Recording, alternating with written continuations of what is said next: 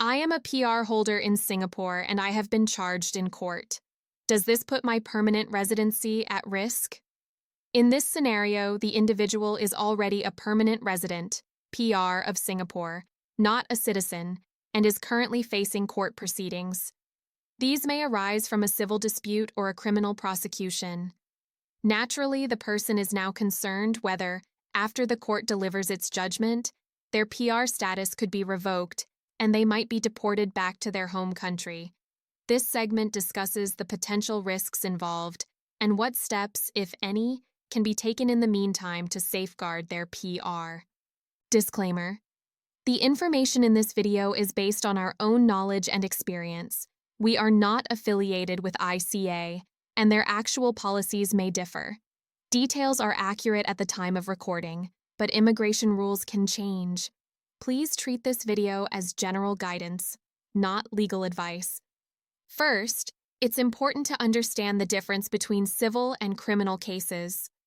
A criminal case means you have allegedly committed a criminal offense and are being charged in court by the public prosecutor or the Attorney General's Chambers, AGC. Criminal offenses can range from minor to major crimes. A civil case, on the other hand, is a legal dispute between two parties, typically over a breach of contract, unpaid dues, or compensation claims.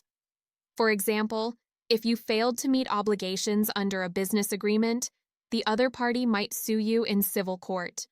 So the term court case can refer to very different legal scenarios, each with different implications. If the case in question is civil in nature, meaning it involves a private dispute over contractual obligations or compensation, and not criminal, then generally there is no risk of PR cancellation. The court may order you to pay compensation or fulfill other obligations, but your immigration status is unlikely to be affected. Now let's understand the more serious in nature, the criminal cases. In some situations, the public prosecutor may charge you with a criminal offense, but the offense itself may be relatively minor. Examples include repeated mosquito breeding in your home due to poor maintenance, prompting NEA to prosecute after several warnings, running a red light and damaging property. These are technically criminal matters, handled by the court and AGC, but may not be classified as serious. While there's no fixed legal definition separating major and minor crimes, in practice, minor offenses typically do not lead to PR cancellation. This is the most critical category. If you are charged with a major criminal offense by the public prosecutor, your PR status is definitely at risk. After serving any jail sentence, ICA may review your case and cancel your PR, potentially resulting in deportation. There is no automatic rule, but ICA evaluates each case individually.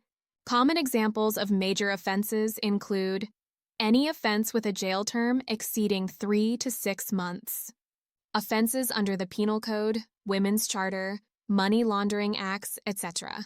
There is one more point you need to understand, and that is about Singapore's Register of Criminals Act, 1949, mandates that individuals convicted of certain serious offenses will have their names recorded in a national criminal register. If your offense falls under one of the specified sections of this act, your risk of PR cancellation is significantly high. If you're at the stage where criminal charges have been filed against you and you're worried about losing your PR, then engage a lawyer. Immediately. This is the first step and usually well understood. But what's important is what your lawyer can do before the case proceeds to trial. Second thing to do is to submit a representation to AGC. Before formal court proceedings begin, your lawyer may prepare a representation, a written appeal to the AGC, detailing the background, context, and mitigating factors of the case. The goal here is to drop certain charges or have multiple charges taken as a single consolidated charge, or downgrade the severity of the charge. Another point to remember: be prepared to cooperate. To support the representation, you may need to acknowledge guilt, accept responsibility, or agree not to contest the charges. This increases the chance of receiving a lighter penalty and reducing immigration consequences. Lastly, always remember, outcome depends on AGC and severity of offense. If the case is very serious, the AGC may refuse all representations, but if there are legitimate mitigating factors, they may consider leniency. Beyond this point, your lawyer will guide you based on the facts of your case. There are no guarantees, but early legal action and effective representation are crucial. Thank you for watching this video. Visit our website or reach out to us for a consultation. We're here to help you succeed in your Singapore immigration journey.